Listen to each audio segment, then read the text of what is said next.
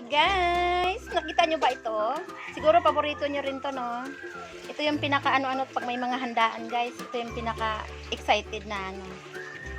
Kailangan kainin yung balat. Ayan, dinalhan kasi kami ni mama ng buong hita, guys, na litson.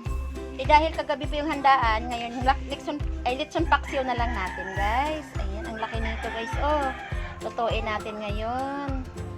Ayan po. Hihiwa-hiwain muna natin para maluto natin, ha. Guys, ito na yung hiniwa ko, guys, oh. Diba ang dami, isang planggana na. Ito pa po hindi pa na ano, hindi pa na hiwa, oh. Kunti na lang. Kasi maputo eh. Hindi kaya. Oh, ito na po lahat. Ayan.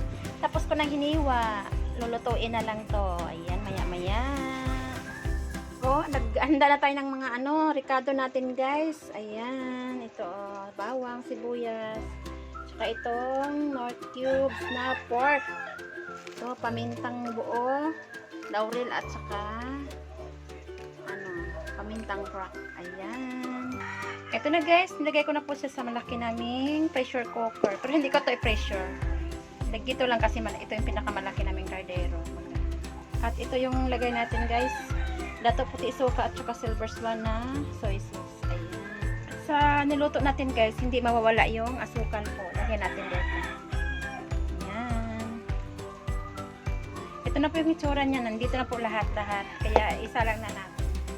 Ayan, guys, luto na po. Ayan. Ayan.